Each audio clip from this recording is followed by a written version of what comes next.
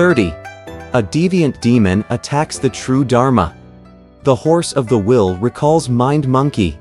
We were telling you about the fiend who, having had Sha Monk firmly bound, did not proceed to kill him or beat him. He did not, in fact, utter so much as an abusive word to his prisoner.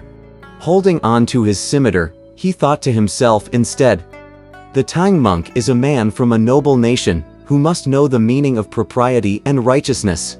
How could he possibly send his disciples to try to seize me, when it was I who spared his life in the first place? Aha!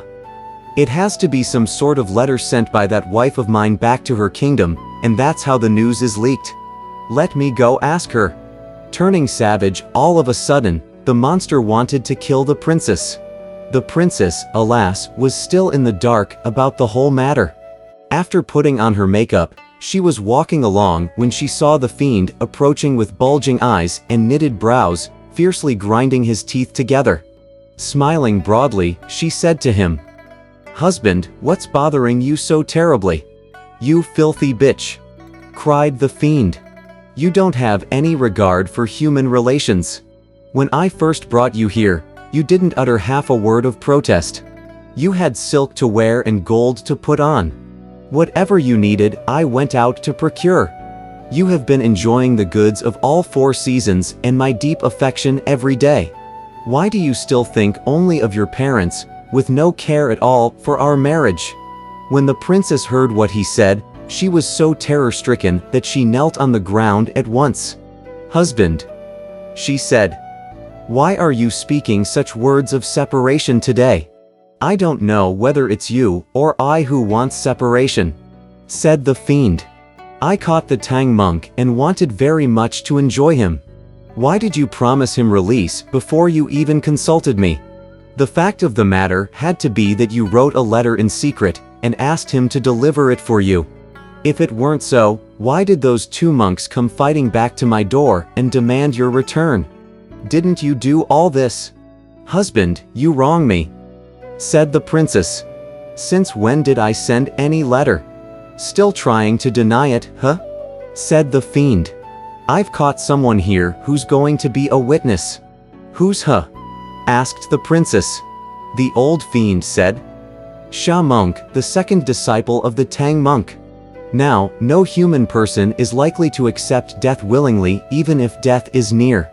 Determined to deny everything, the princess said, "Husband, calm yourself and let us go question him. If there were a letter, I would gladly let you beat me to death. But if there were no such letter, wouldn't you have slain me unjustly?" When the fiend heard these words, he did not wait for further discussion. Stretching forth his indigo hand that had the size and shape of a winnow, he grabbed the princess by those 10,000 locks of long, lovely hair, and pulled her all the way to the front. He threw her to the ground and then went forward, scimitar in hand, to question the prisoner. "Sha Monk," he bellowed, "since the 2 of you dared fight up to our door, I ask you this, was it because this girl had sent a letter back to her country that the king told you to come?" When the shackled Sha Monk saw how furious the monster was, hurling the princess to the ground and threatening to kill her with the scimitar, he thought to himself, "Of course she sent a letter. But she also saved my master, and that was an incomparably great favor. If I admitted it freely, he would kill the princess on the spot, and that would have meant our repaying kindness with enmity. All right. All right. Old Sand, after all, has followed Master all this time, and I haven't made the merest of merit.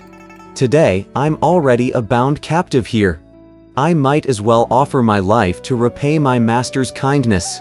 He then shouted, "Monster, don't you dare be unruly. What kind of letter did she send that made you want to accuse her and take her life? There was another reason for us to come to demand from you the princess. Because you had imprisoned my master in the cave, he had the chance to catch a glimpse of the princess, her looks, and her gestures. By the time we reached the precious image kingdom, and had our travel rescript certified, the king was making all kinds of inquiry about the whereabouts of his daughter with a painted portrait of hers. He showed my master that portrait and asked us whether we had seen her on the way. When my master described the lady he saw at this place, the king knew it was his daughter.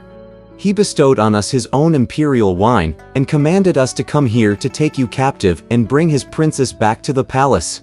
This is the truth. Since when was there a letter? If you want to kill someone, you can kill Old Sand. But don't harm an innocent bystander and add to your sins.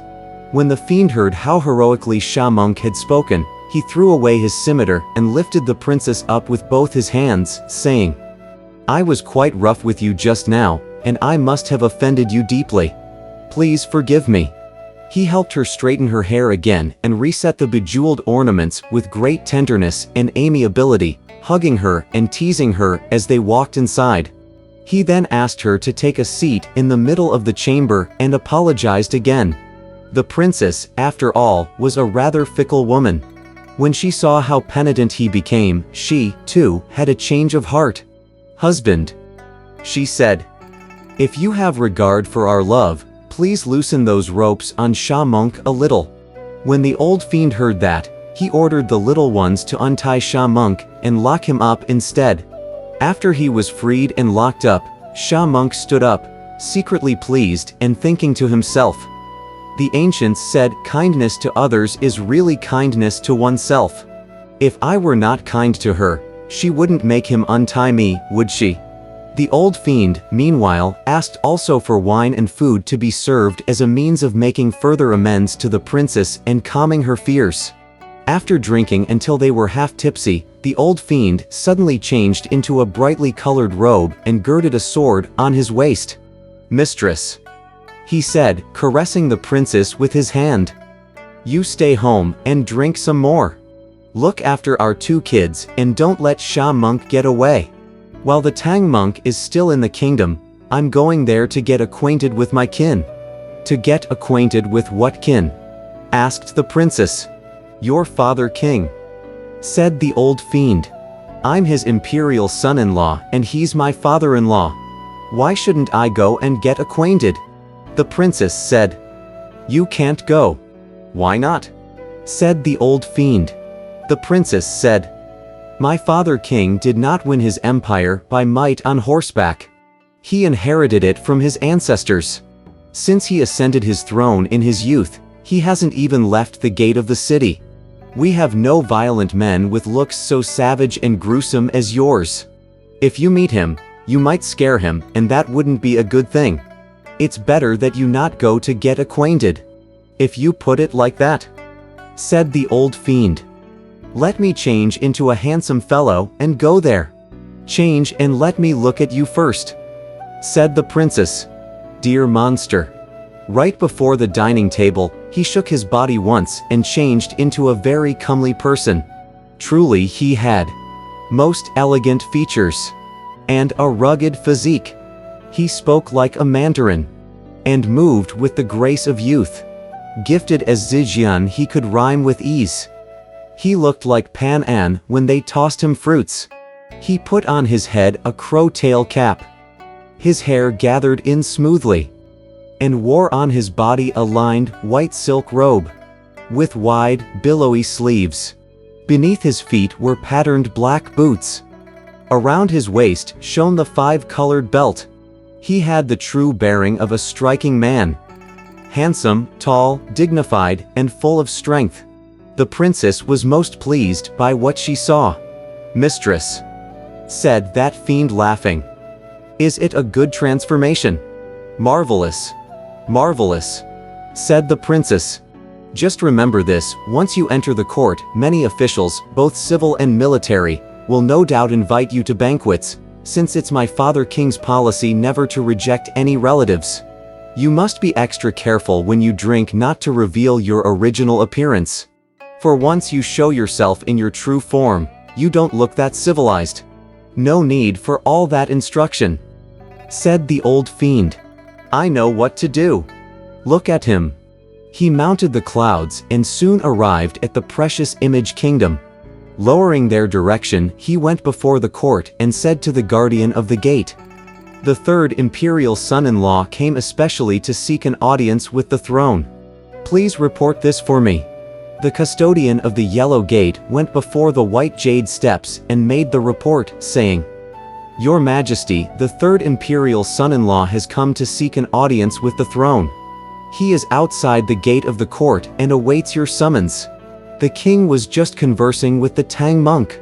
When he heard of the third imperial son-in-law, he asked his ministers, "We have only 2 sons-in-law. How is it that there is a third?" "The third imperial son-in-law," said several of the ministers, "must be that monster. Shall we summon him in?" asked the king. Already apprehensive, the elder said, "Your Majesty, it's a monster spirit. If he's not a spirit, he will not be intelligent. He must know the future and the past, for he is able to mount the clouds and ride the mists.